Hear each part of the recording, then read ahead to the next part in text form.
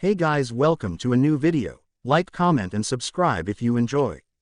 Without any further interruptions, enjoy the what if. With the Hokage and Orochimaru, despite all of the battles taking place within the barrier and all around the village, the one between Orochimaru of the Sannin and his former sensei, Hiruzen Sarutobi, the Sandaime Hokage, was by far the fiercest. Attack after attack, jutsu after jutsu, the two legends clashed with one another, neither one willing to give the other a single moment's rest. Orochimaru ducked under a swing from his former sensei's staff, knowing better than most that taking a single hit from the weapon was almost certainly fatal. Taking advantage of the situation, Orochimaru stepped forward while bringing his sword up, intent on bisecting Sarutobi from pelvis to head. Expecting his student to do this, Sarutobi swung his staff down to block the strike. Still keeping a hold of his revered weapon, Sarutobi jumped over his weapon and kicked his former student straight in the face. Stumbling from the hit, the rogue Sannin barely managed to substitute himself with a log before the transformed Enma crushed his skull.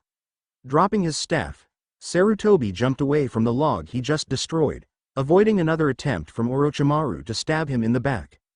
Orochimaru prepared to follow after his sensei before a puff of smoke appeared in front of him. Enma, back in his true form, kicked Orochimaru into the air before going through a small chain of seals, ending in the monkey seal. Saru style. Howler monkey gathering, said Enma before opening his mouth and unleashing an ear-splitting screech, disorienting his airborne opponent. Using the opening his summons had given him, Sarutobi threw a single shuriken at Orochimaru. Going through a short chain of seals, Sarutobi prepared one of his favorite techniques, Shuriken Shadow Clone Jutsu. The one shuriken became hundreds as they neared their target. Said Snake Sannin proved himself worthy of his title by substituting himself with a log, despite the effects from Enma's jutsu. Appearing with his left hand outstretched towards the Sandaime's exposed back, Orochimaru used his right to throw his Kusanagi at Enma. Hidden Shadow Snake Hands. 4 black snakes launched from Orochimaru's left sleeve, each with a blade similar to his Kusanagi extending from their mouths. Sarutobi could do little more than dodge the blades, completely on the defensive now. Enma cursed as he saw his summoner being forced back, but before he had a chance to help he was forced to dodge the glowing blade of the Kusanagi. Damn you Orochimaru, thought Enma as he continued to dodge the Snake Sannin's sword of Kusanagi. Longsword of the Sky technique. He knows he can't defeat Sarutobi if we work together, so he's forcing himself to split his concentration to keep us separated. Damn it. As much as I hate to admit it, that kid is skilled if he can keep this up for any amount of time. Orochimaru smirked as he continued his divided assault against his sensei and his summons. Kukuku, I have you now Sarutobi-sensei, thought the Sannin with an evil gleam in his eyes. Looking behind his former master as the old man continued to dodge his snakes, Orochimaru watched with barely contained glee as one of his clones appeared out of a tree a little ways behind Sarutobi. Finally, I can finally kill you once and for all, old man. This time Orochimaru couldn't contain his glee as a maniacal smile spread across his pale face. With Karui, the Kumo Kunoichi parried another attempt from Tenten to slice open her flesh.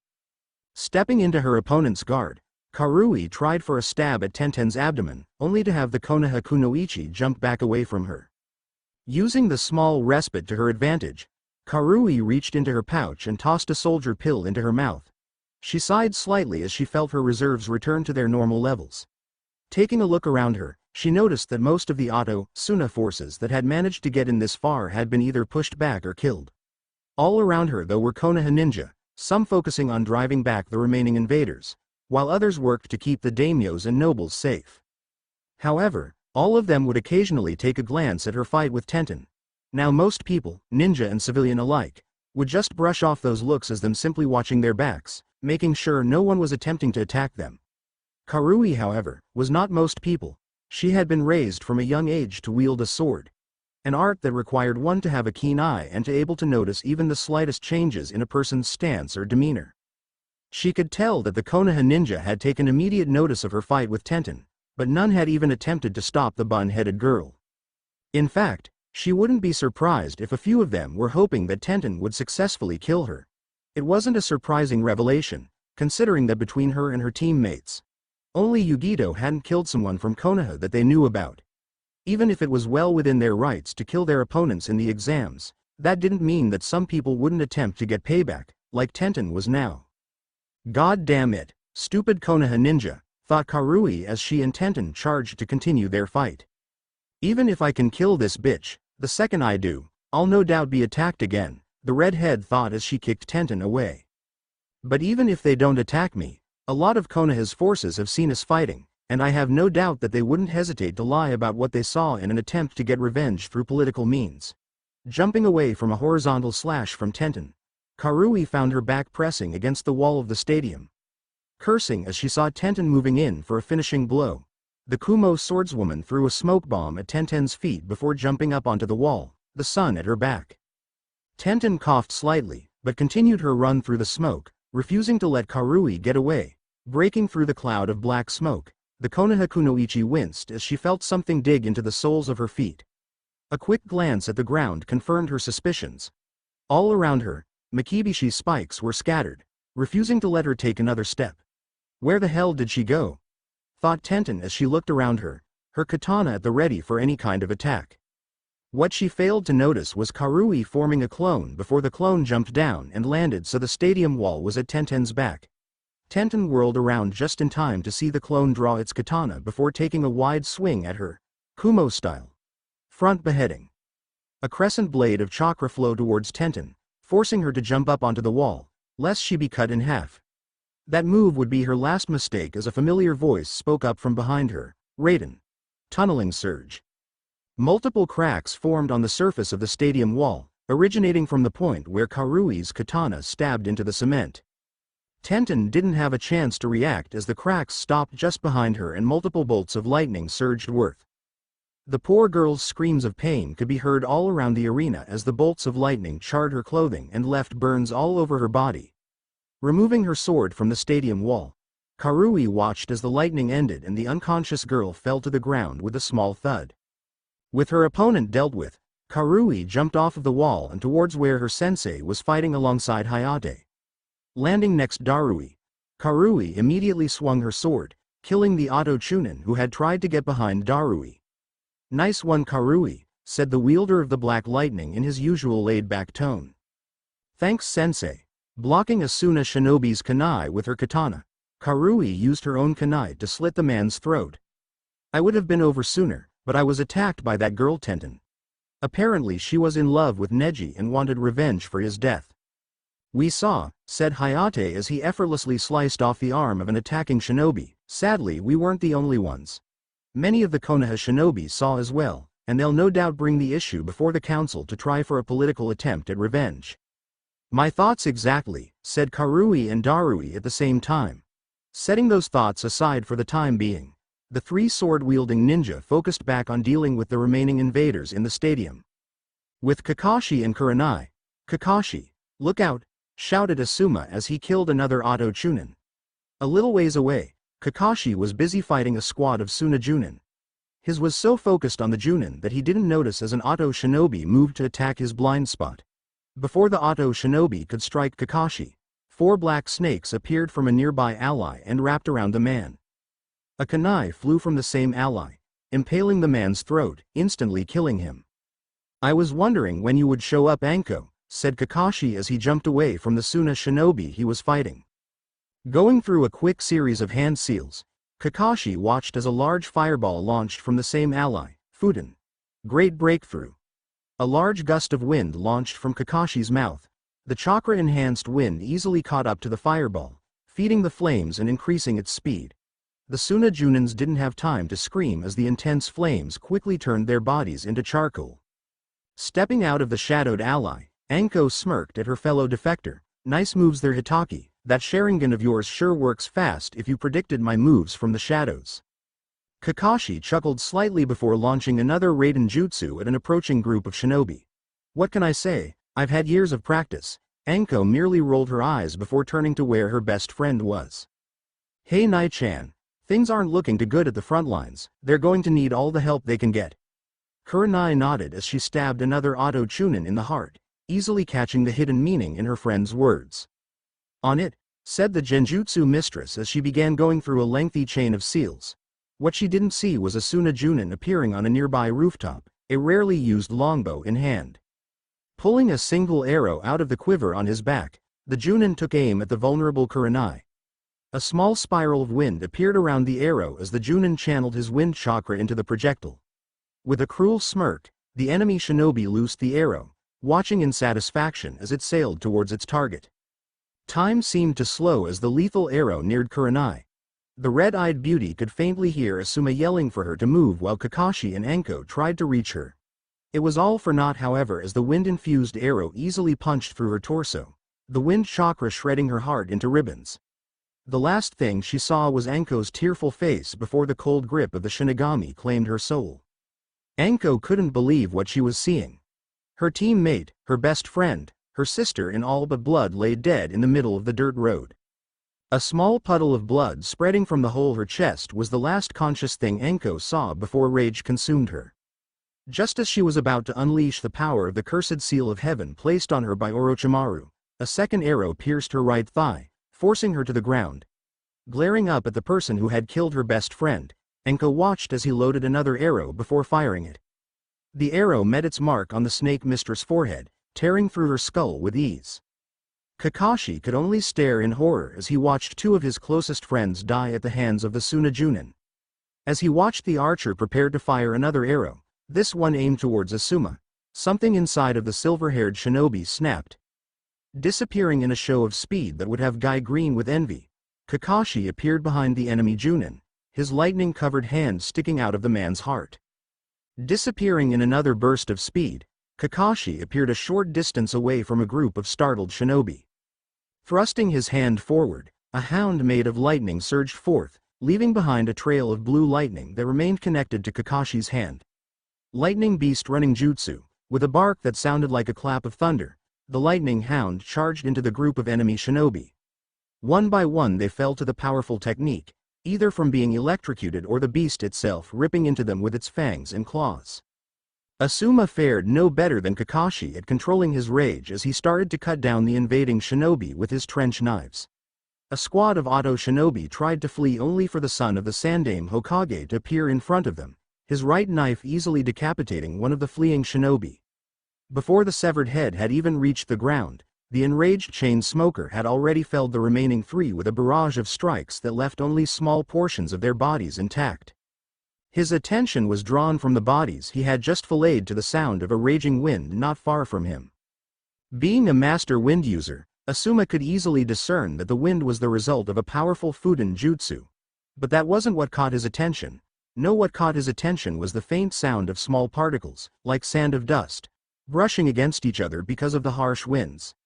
That sounds just like my. His thoughts trailed off as he whirled in the direction of the sound, only to freeze at the sight. Atop one of the numerous commercial buildings that lined the village street was Kakashi, attacking yet another small group of enemy shinobi. Unknown to the cycloptic Junin, however, an Anbu with a blank mask that had the kanji for root on it had just launched a powerful Fudan jutsu at his back. The jutsu itself was a stream of high-velocity wind with what appeared to be dust particles mixed into it. It was the Fudan dust cloud jutsu, Asuma's own original technique. That's not possible, mumbled the burly Junin in shock as he watched the lethal stream of dust and wind sped towards his fellow Konoha Junin. Kakashi, look out, shouted Asuma, praying to Kami the masked man could react in time. His prayers would fall on deaf ears though as the high-velocity winds and dust tore through Kakashi with ease before continuing on, shredding the enemy shinobi as well. Time froze for Asuma as he watched another of his friends fall in battle, killed by his own original technique. He could only hope and pray that Guy and Hayate managed to survive this ordeal. Kakashiya Ankoa Kurenai-chana, forgive me, I wasn't strong enough to save you. Just outside of the stadium, Guy and Lee stood alone facing down a force of invading shinobi at 30 men strong. The two taijutsu specialists stared down the enemy shinobi with something akin to excitement in their identical black eyes.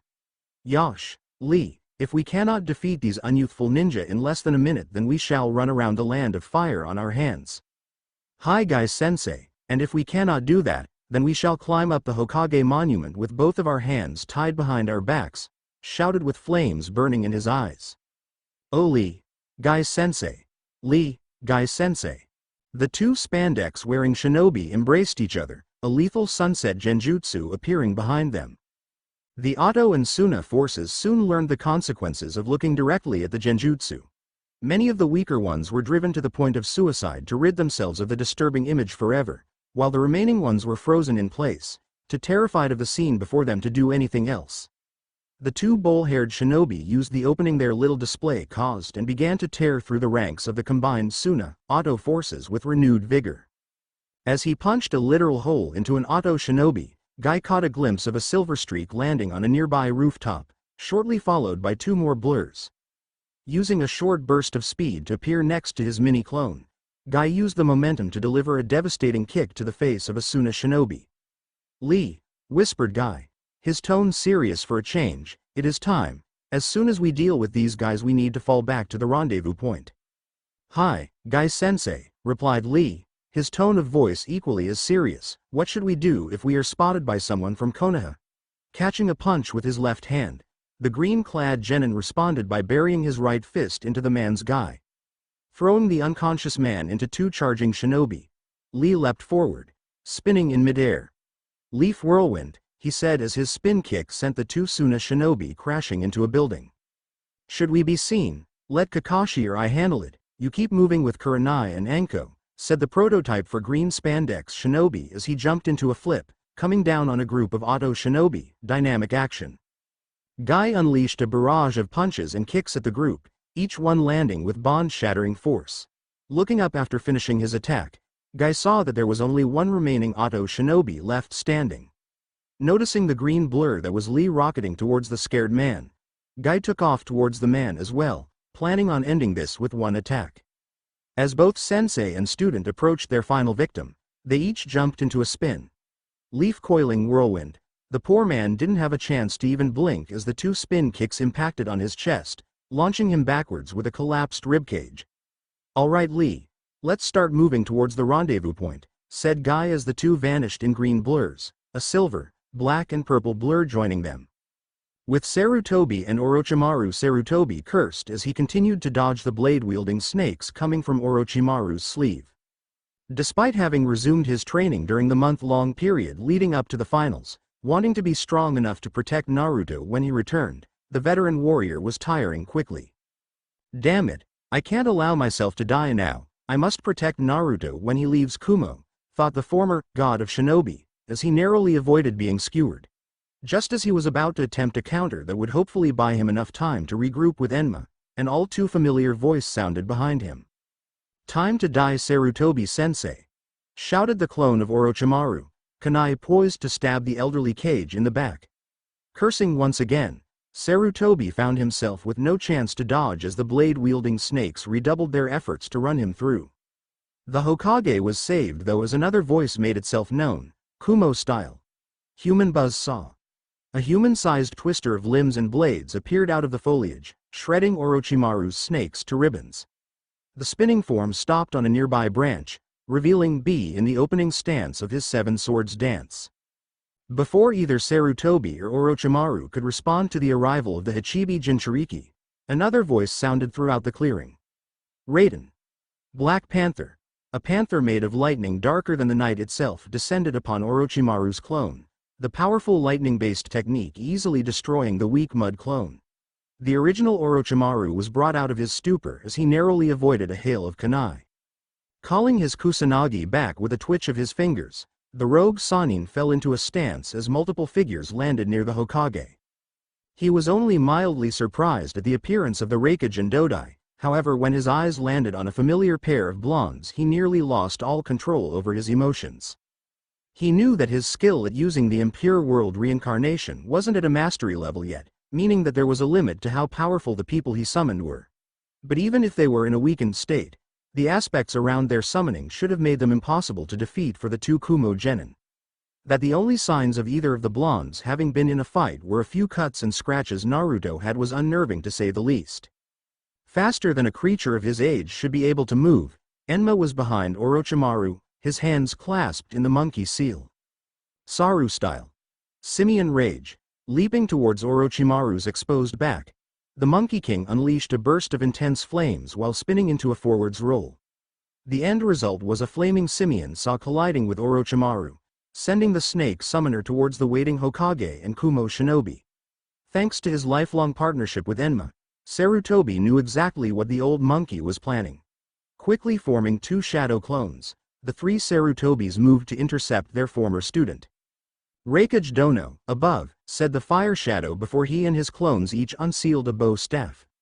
The first Sarutobi swung his staff and nailed Orochimaru on the head, sending the man towards the ground. The remaining two Hokages acted before the man hit the ground though. Swinging their staffs upward, the two launched the bruised and battered form of Orochimaru skyward, right into the waiting grasp of A. Jumping from his place on one of the higher branches, A's Raiden armor crackled to life as he fell towards the rising Sannin. Bringing his right hand across his body, the Rakage swung his arm once Orochimaru was close enough, lightning oppression horizontal chop. The force of the blow sent Orochimaru once again on a collision course with the stadium roof. With no way of slowing his descent or cushioning his landing, the limp form of the feared snake Sannin crashed clean through the roof of the stadium. Naruto and Yugito took that as their cue to get involved. Moving towards the newly formed hole, the two Jinchuriki sped through the same chain of seals before bringing their right hands to their lips. Kaden. Fireball Jutsu. The twin balls of fire punched an even larger hole into the roof, scorching the walls and floor of the hallway inside. As the flames from the two blondes' attack began to die down, the 6 ninja and 1 summons gathered around the enlarged hole to see the results of the attack. The inside of the building was completely scorched. Burn marks and ash littered the hallway, painting the once white walls black. At the epicenter of the attack was a crater that nearly broke through to the floor below it. Unfortunately, the burned and charred body of Orochimaru everyone was hoping to see was nowhere to be seen. "Damn it, he got away," said A before turning to his favorite blonde Kunoichi. "Yugito, can you sense that bastard's chakra anywhere?" At Yugito's negative response, A cursed again as he punched a nearby root, leaving a large dent in the bark. Looking up, the Rakage noticed that the barrier that been keeping them trapped on the roof had disappeared. "I guess he decided to cut his losses and flee, the coward." "I suppose we should take his fleeing with a grain of salt," said the old monkey summoner. "The important thing is that Orochimaru did not succeed in whatever task this invasion was meant to accomplish." The gathered Kumo delegation knew that the old man was lying through his teeth. They knew exactly what Orochimaru's main reason for attempting this invasion was, but none of them were about to reveal that piece of information anytime soon. "Now that this farce has been dealt with, I need to see to the state of my village. Will you or any of your shinobi be staying in the village, Rakage Dono?" "No," said A. "Word of this occurrence will undoubtedly reach the other villages sooner rather than later, and my prolonged absence from Kumo will cause unrest amongst my people. Because of that, myself and all my subordinates currently in the village will be departing for the land of lighting within the hour." The 4 Kumo ninja present nodded in understanding, having planned on this beforehand.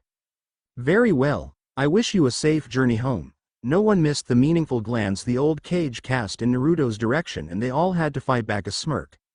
"Right where we want him," they all thought before it turned his attention to his 4 companions. "All right, Naruto, Yugito, you two go round up Darui and Karui and meet us at the main gate ASAP. I want to be back in Kumo before sunset." 2 quick nods and a simultaneous, "Hi, Rakage-sama," saw the 2 blondes jumping off, in search of the other members of their team. "We'll be taking our leave now, Hokage Dono, until we meet again," said A with a small bow to the elderly Kage. "Until then, Rakage Dono," said Sarutobi as he returned the bow with one of his own. With that, the remaining 3 Kumo shinobi made their way towards the main gate to await the arrival of Team 20. Namikaze compound. Naruto and Yugito landed just outside of the Torii gate that marked the only entrance into the Namikaze compound.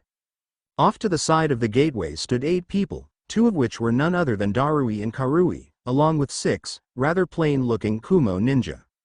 The 2 females of the group were easily identified as twins, the only difference between them being the way their hair was styled. One of them had her platinum blonde hair pulled back into a simple ponytail at the base of her skull with 2 large bangs framing her beautiful face. Her twin look-alike had her hair styled in an asymmetrical bob with her bangs and the back of her hair reaching a little past her shoulder. 1. Both women were wearing the standard kunoichi outfit for Kumo. A low-cut gray top that reached all the way down to mid-thigh on the left side with mesh armor underneath. A short black skirt that reached slightly past the top, red armguards, a pair of high boots and the standard Kumogakure flak jacket. 2. The remaining 4 shinobi were all dressed in the typical attire for Kumo shinobi.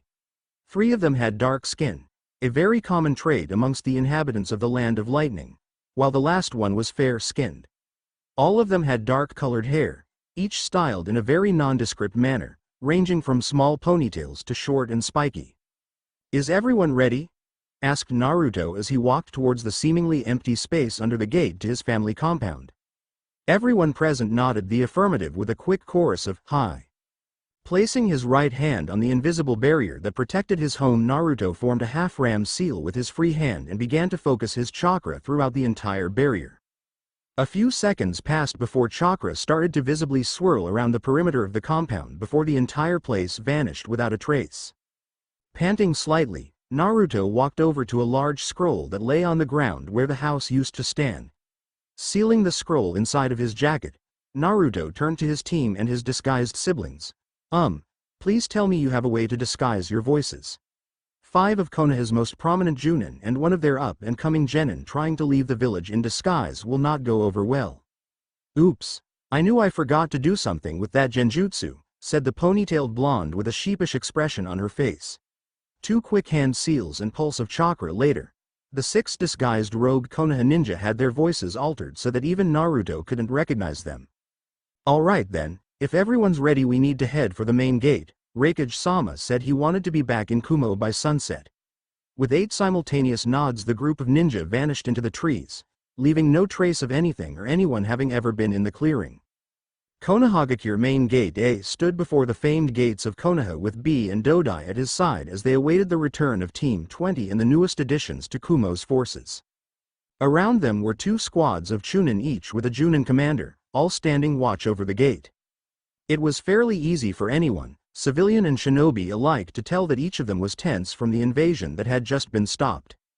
Though he had a sneaking suspicion that the sight of 2 kitsunes within the walls of Konoha, whether they were helping or not, also had a hand in causing every Konoha ninja to be on edge. Speaking of Konoha ninja, with the obvious exception of the ones guarding the gates, the 3 Kumo shinobi hadn't seen many other ninja of Konoha in the village on their way to the main gate, though they had a feeling that they were reporting to the Hokage about what all occurred during the invasion. A yellow blur to his right signaled the arrival of his favorite pair of blondes along with the other members of Team 20 and the 6 new additions to Kumo. "Took you long enough to get here," said the Raikage. "Is everyone ready to go?" Receiving a nod from each of his subordinates, he turned and started walking down the dirt path, gesturing for everyone else to follow. "Good. Then let's get moving. I have a date with my weight set tonight and I don't want to miss it." Sweat dropping, the group of 11 followed after their leader as he sped off towards the northern borders of the Land of Fire. Naruto couldn't contain his smirk as he jumped through the trees towards the Land of Lightning, a single thought passing through his mind: mission accomplished. Land of Lightning night had fallen over the mountainous region that was the Land of Lightning as the Kumo ninja that had just fled from Konoha continued on their way towards their home. The 6 former Konoha ninja had dropped their disguise after they had entered the Land of Lightning, knowing that even if they were spotted, none of their former comrades could follow them without causing an international incident. In front of the 6 rogues was Team 20, and despite the darkness that had fallen, it was still easy to see the broad smile that decorated Naruto's face. Despite his confidence in their ability to escape and the pride he took in planning and coordinating this entire thing, Naruto had still been secretly worried that something may have gone wrong and he would have ended up losing the people he cared for most. Feeling a familiar hand slip into his own, Naruto turned so he could see his girlfriend, and the smile that was already as wide as his face grew that much wider. Yugito was the only one who he had shared his concerns with, and it was her that had kept him from succumbing to his ever-growing nerves within the walls of Konoha. Looking up ahead of them, he spotted the large figure that could only be the Raikage, Raikage-sama. He called over the howling wind. "What should we do once we arrive in Kumo? Even when we explain the situation, and despite your agreement or not, the council will not take lightly to 6 foreign ninjas simply waltzing into the village."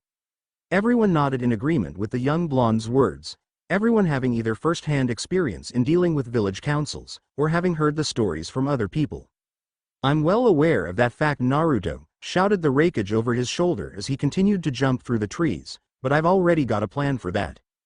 When Kumogakure was founded, it was decreed that should a clan wish to join the village, Only the Raikage would have the authority to either allow the clan to join, or to dismiss their request no matter the council's opinion on the matter. And since you are the last living Namikaze, and therefore entailed to become the head of the Namikaze clan, I can adopt them into my clan, placing them under my clan's protection and removing the council's ability to do anything on the matter, finished Naruto with his signature fox-like smirk in place. The other present Kumo ninja smiled as well, knowing that this would really irk the council and hopefully teach them a lesson at the same time. Kurenai though was slightly worried about the plan, not to be a damper on the mood, but aren't there requirements that have to be met for one to take up the position of clan head? Hayate nodded in agreement with the dark-haired woman. Kurenai's right. In Konoha the requirement is that one must be at least a special Junin in rank or at least be 18 years old. It was Dodai who answered them, his smile morphing into a smirk as he looked over his shoulder at them. You're right. There are requirements that must be met for one to take up the position of clan head. However, in Kumo, one only needs to be a Chunin in rank or be specially voted into place by a majority vote from the members of the clan itself. Obviously, due to Naruto being the last of his clan, that second option isn't viable. However, he trailed off, turning his attention back to a smirking A who had turned around completely to look at them without even slowing down. I don't see any genin in my presence at the moment, said A, getting 4 looks of surprise. I only see some of my most powerful Junin and 4 of the most promising and skilled Chunin in the service of Kumo. Naruto, Yugito and Karui smiled gratefully at their cage, getting a proud smile from Darui at their accomplishment. Looking over his shoulder, Naruto spotted Lee with a smile on his face as well, though it was slightly dimmed by the sadness in his eyes. The blonde could easily tell what was bothering the normally hyper shinobi and instantly moved to the right slightly and signaled Karui to move a little to left as well. Hey Lee, he called over his shoulder, catching the spandex-wearing shinobi's attention. What are you doing all the way back there? Shouldn't we all be celebrating our promotions as a team? With a smile that almost matched Naruto's from earlier, Lee sped up and took his place in between Naruto and Karui. Welcome to Team 20, Lee, said Karui with a smile towards the eccentric boy. Lee's grateful smile caused an almost imperceptible blush to spread across Karui's features, and it was only thanks to her dark complexion and the low lighting that no one noticed. Last time I checked, I was the one who decided who joined what teams, said A with a small chuckle that developed into full-blown laughter at the 4 newly promoted Chunin's response. Not this time you don't, shouted all 4 members of Team 20 while Darui and the other Junin chuckled or outright laughed at the display. Once everyone had settled down, they continued their journey towards Kumo in a companionable silence, each enjoying the small moment of peace they had. It was a few hours later before the group reached the main gate of Kumogakure. It was quickly decided that everyone who didn't already have a place to live would stay with Naruto at the Namikaze compound, though Yugito was adamant about staying there as well, despite already having an apartment. This of course earned the pair plenty of teasing from the new Kumo Junin, especially Anko, though she was quickly silenced when Naruto gave her the same threat he did in Konoha. It was mutually decided that they would set up the compound on the far side of the Raikage's tower, hidden by a small outcropping of mountains. So, a plan in place, the newly established Namikaze clan settled into their new home, each with high hopes for their new home. The next morning Kumo Council Chamber morning arrived bright and early for the village hidden in the clouds as civilians and merchants went about preparing their shops and stalls for the day's customers. The ninja were preparing themselves for another day of grueling missions in the service of their cage and for the honor of their village. However, in the Kumogakure Council Chamber within the Raikage Tower, the 10 counselors that helped advise the Raikage were squirming uncomfortably in their seats. The reason for their discomfort was the sight of the Raikage himself sitting patiently behind the long, crescent-shaped stone desk facing the curved wooden table that the council lined. Now this wouldn't seem strange or be a cause for alarm to an outsider, but it was well known within the walls of the village that A hated council meetings almost as much as he hated paperwork. That he was not only on time to a meeting, in fact he appeared to have arrived early, but also sitting in his place patiently set off alarm bells in the minds of the council members, those of the civilian half even more so. Flanking their leader from either side were Darui and A's most trusted bodyguards. Sitting to his immediate left was Dodai, who acted as the Raikage's personal advisor when not on missions, and to his immediate right was his brother, Killer B. Next to Dodai was a fair-skinned man with dark brown hair held in a short ponytail wearing the standard Kumo Junin uniform in a similar style to C's. Even through his uniform, it was easy to see the man's broad chest and well-defined muscles, a clear indication that he was well versed in the ways of taijutsu. The left side of his face was riddled with long horizontal scars, seemingly from some kind of edged weapon or clawed creature, though those that assumed such would be wrong. The man's name was Kuma Yatsuki, the clan head of the Yatsuki clan, the only true shinobi clan in Kumo, for the moment at least. A's gaze swept across the gathered council members sitting across from him and couldn't help the small scowl that crossed his features. In his opinion, most of the people on the council didn't deserve their position, the 5 civilian members that sat on the left half of the curved table being at the top of that list. The 5 remaining members were all retired Junin in the later years of their lives. Most of them had served under A's father during his reign as the Sandaime Reikage and therefore also shared many of his views, especially when it came to the matter of Kekkei Genkais. When A had taken the title from his father after the shameful embarrassment that was the Hyuga incident, and decreed that they would cease any and all attempts at stealing Kekkei Genkais from other villages, they were the only ones to openly oppose the idea. Seeing that everyone was present, A decided to begin the show. Well, now that everyone's here we can this meeting, said the Reikage as he turned his attention to the civilian council members. Aku-san, what do you have to report from the civilian population? A rotund man wearing a hideously expensive kimono stood as he addressed the council. All goes well, Reikage-sama. Many of the merchants that were sent out have returned with new materials and wares that are doing quite well on the market. Also, I have taken the liberty of negotiating a few new trade routes with other countries to further expand out horizons and hopefully boost our economy. His report finished, Aku sat back down with a smile on his face, completely ignoring the looks of outrage he was receiving from the retired shinobi council members.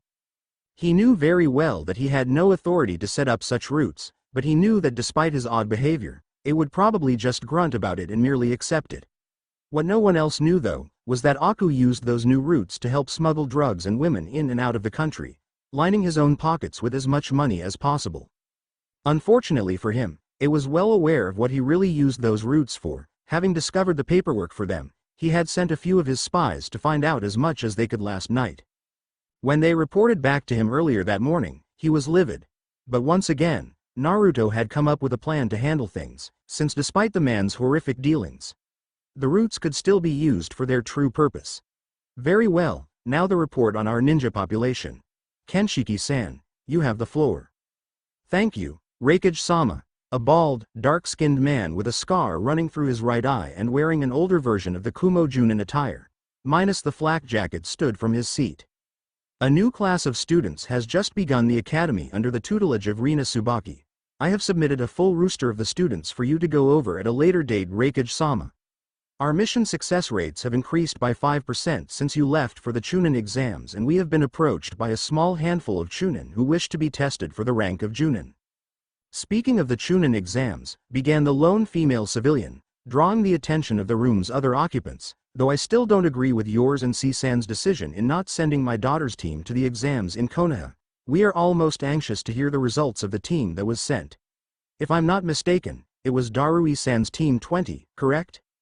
You are correct, Messe-san, said A with a small nod. That is the next point of business I wish to discuss with the council. I am proud to announce that all members of Team 20 have displayed excellent understanding of the ninja arts and have earned the rank of Chunin. Most of the council members smiled at the young team's accomplishment. It wasn't often a rookie team with only a few months of training had a member promoted to Chunin, let alone all 3 members. However, a few kept their expressions neutral, not really caring about what happened with Team 20. The most notable was Aku, who kept his face impassive, hiding his disgust and contempt for Naruto and his team fairly well. This didn't come as a big surprise to the other members present. It was well known that Aku was one of the few who openly expressed their hatred towards all things relating to Jinchuriki ever since his father was killed during one of the Hachibi's rampages. This brings us to the most important piece of information I wish to discuss. At this statement, the uneasiness that all of the council members, save the ones already aware of what was going on in Kuma, returned in full force. While most of the counselors weren't exactly bright, none of them could be considered stupid. They could tell that if what A wanted to discuss was related to Team 20 all making Chunin, then nothing good could come from it. Kenshiki and Aku, being the respective heads of the shinobi and civilian councils and two of the older members present, immediately started to sweat. They each understood the bylaws upon which Kumo had been founded, and if they were correct in their assumption of what was about to happen, it could spell trouble for them. The two corrupt council heads were brought out of their internal panic attacks by Kuma's deep, guttural voice asking the question everyone wanted an answer to. "Don't leave us in suspense, Reikage-sama. What is this important matter you wish to discuss with us?" Like the rest of his clan, Kuma was an extremely loyal individual to both his superiors and his fellow Kumo ninja. He and his clan had never held any kind of grudge towards Jinchuriki, instead viewing them with a level respect and admiration that few people truly deserved. Because of this, almost the entire Yatsuki clan was on excellent terms with B, many of them having weekly spars with the Hachibi Jinchuriki. This same mindset immediately transferred over to Naruto and Yugito as well, with the clan welcoming both of them with open arms, occasionally helping the two former genin train whenever they asked. A's expression, which had remained unnervingly neutral throughout the entire meeting, suddenly shifted into a smirk that could put the Shinigami to shame. With his recent promotion, Naruto has become eligible to take on the position of clan head for the Namikaze clan, and as the head of his clan, Naruto has withdrawn his clan from the ranks of Konoha and has requested to have the Namikaze clan join as an official shinobi clan of Kumo. Before he had a chance to continue, Aku leapt from his seat, all his common sense leaving him in a blind fury. "We cannot allow that demon to take up such a position of power within our village. It's bad enough he has claimed the position of clan head, but to allow his accursed clan to join our noble village is outrageous. I for one won't allow this to proceed unchallenged. If you so much as consider agreeing to this rakeage, I will see to it that you are stripped of all power and sentenced to death for treason."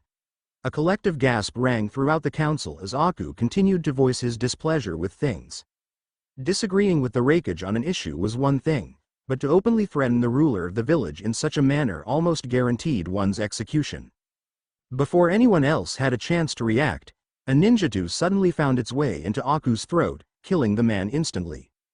Appearing behind the deceased council head, Naruto pulled his blade from the man's body, swinging it to get the blood off.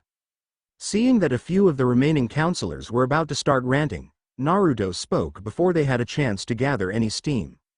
"If any of you so much as raise a single argument about my actions, I suggest you remember the laws this village is built on.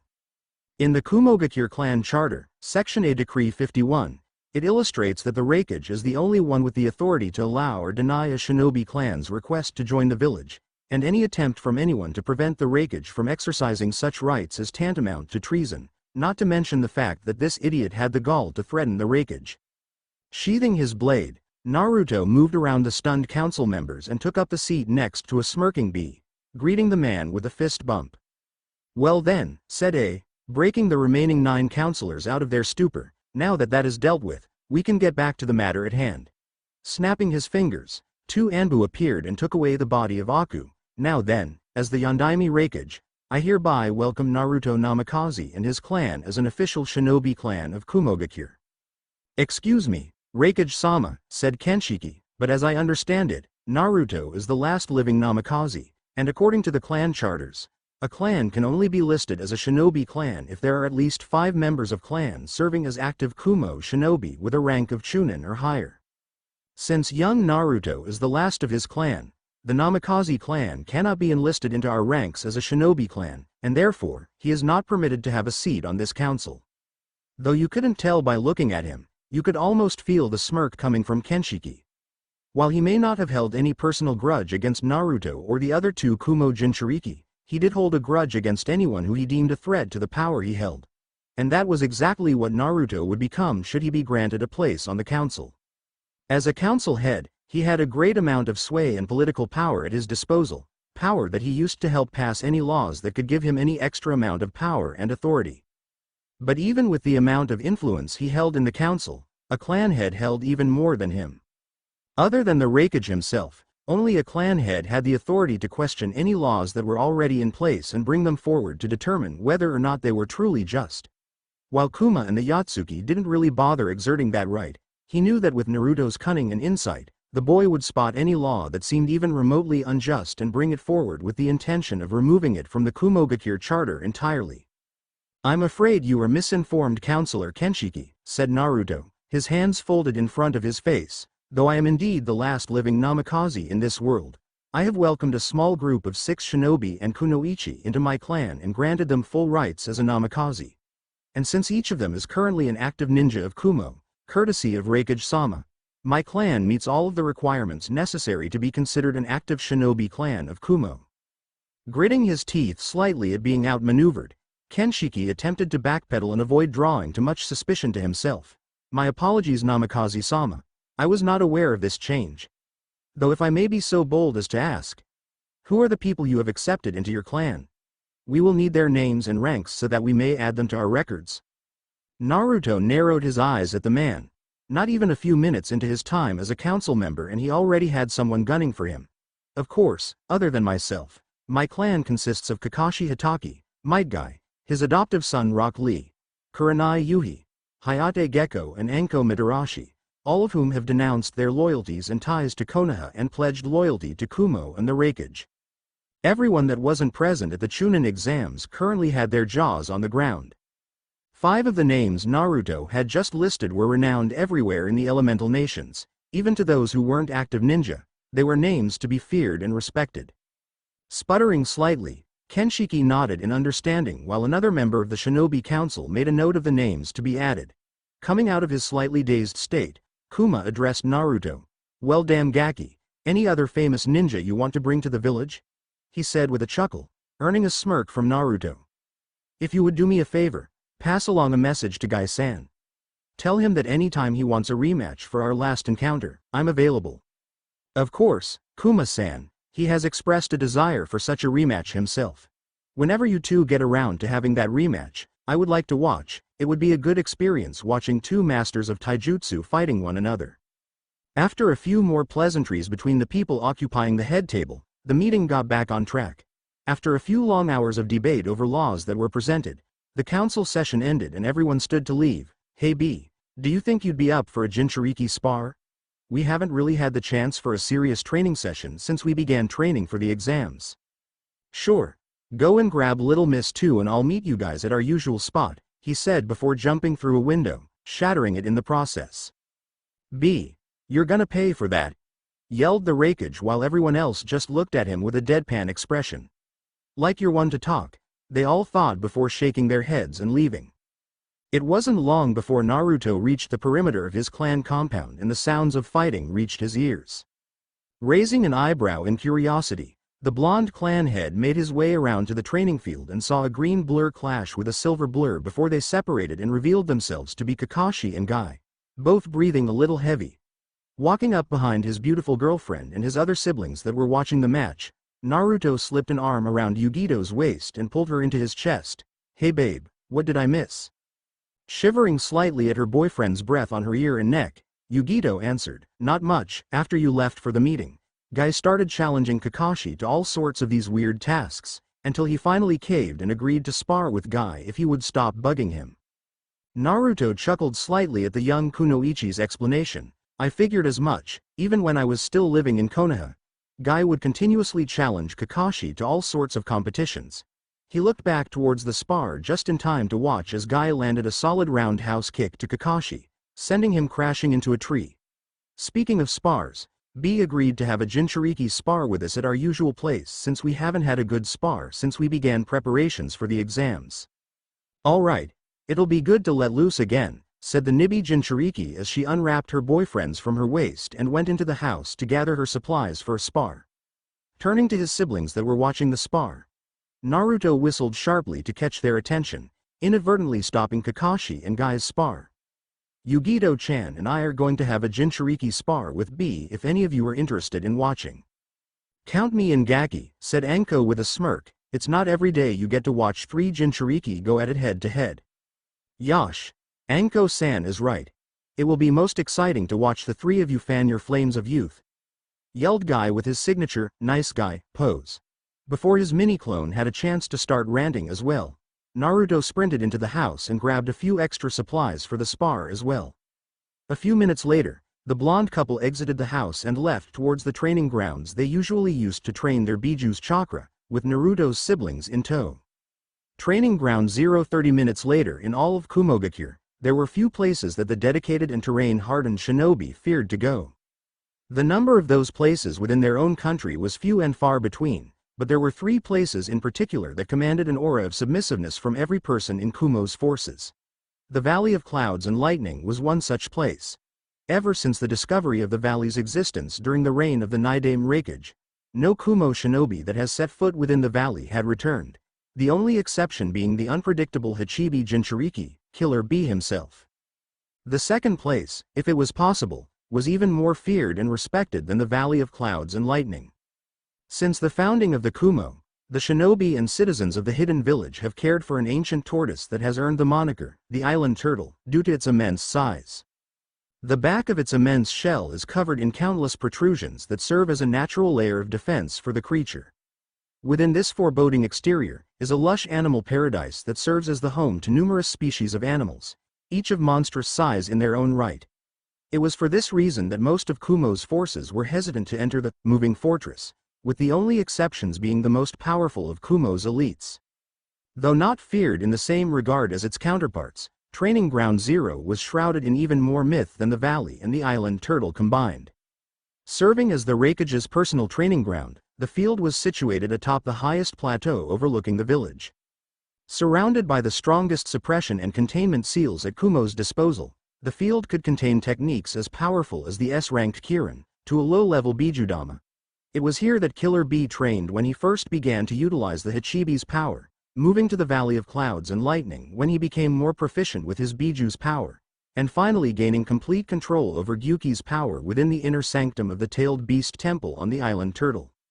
When Naruto and his entourage arrived, they were greeted by the sight of Bee, with 8 tentacles sprouting from his back fighting off 10 clones of himself.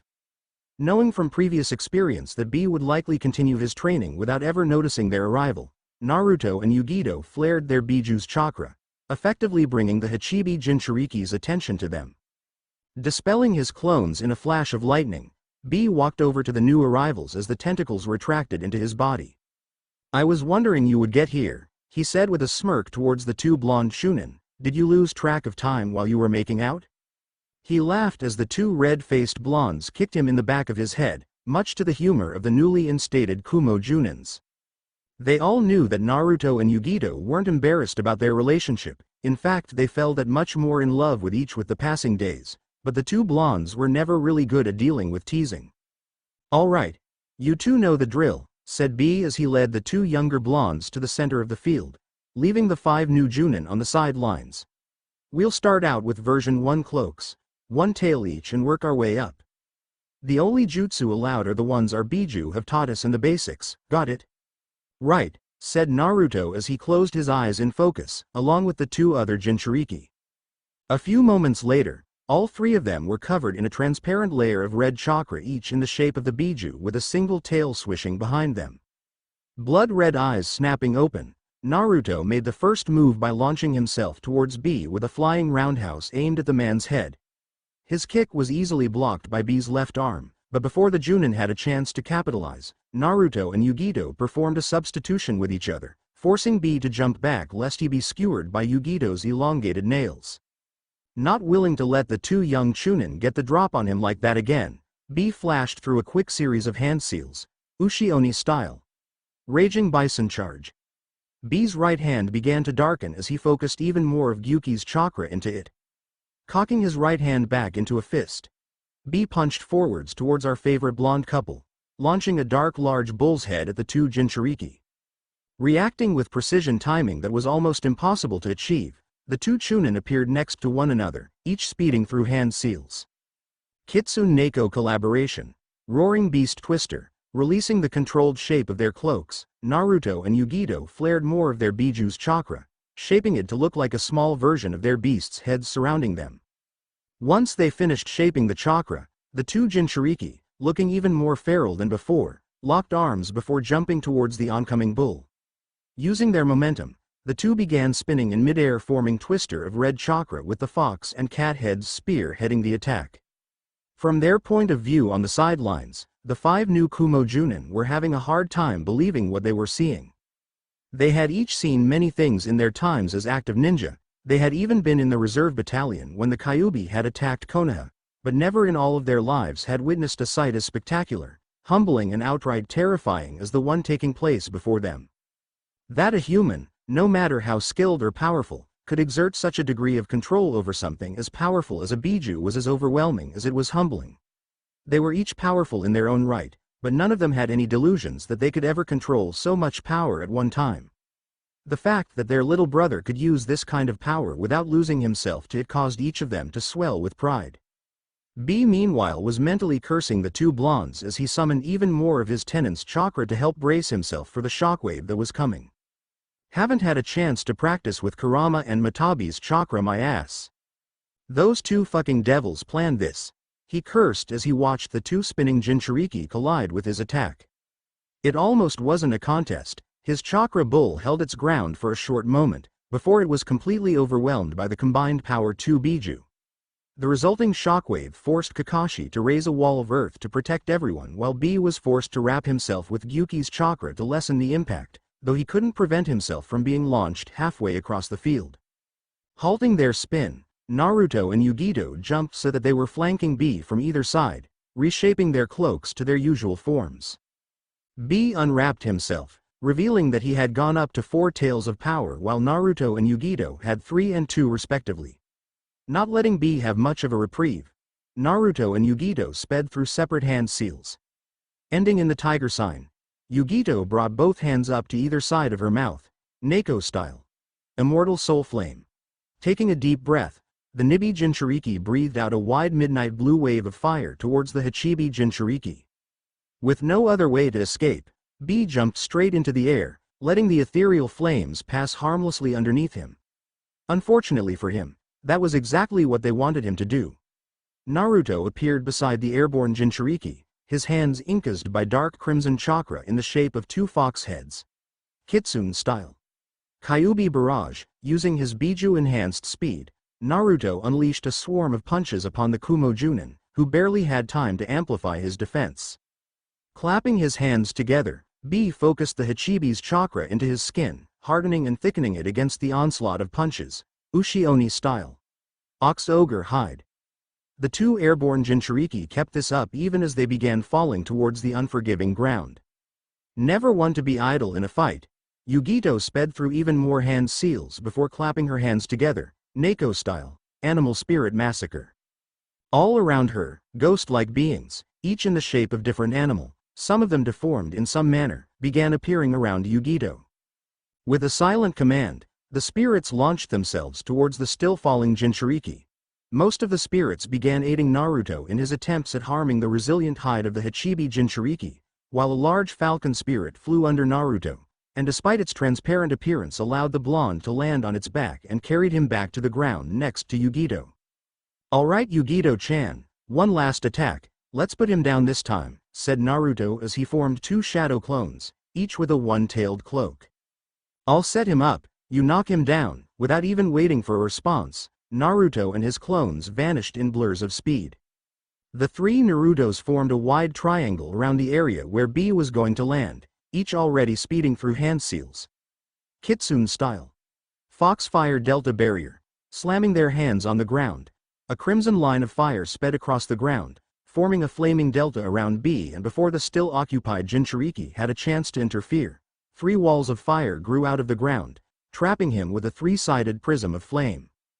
B dispatched the last of the spirit animals trying to attack him and turned towards the last place he had seen his opponents only to see a crimson barrier of fire trapping him.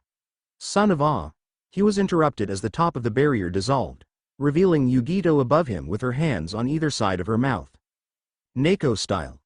Immortal soul flame, the wave of midnight blue fire rushed towards the trapped Junin, leaving him with no space to run or dodge. Well, only one thing to do, though this is really going to hurt later on, thought B as he sped through seals. Slamming both of his hands on the ground, B looked towards the still approaching fire and smirked. They definitely wouldn't be expecting this. Ushi-Oni style. Erupting rising charge. Numerous cracks formed around the kneeling Junin as his chakra flared and massive four-horned bull erupted from underneath him and clashed with the oncoming inferno.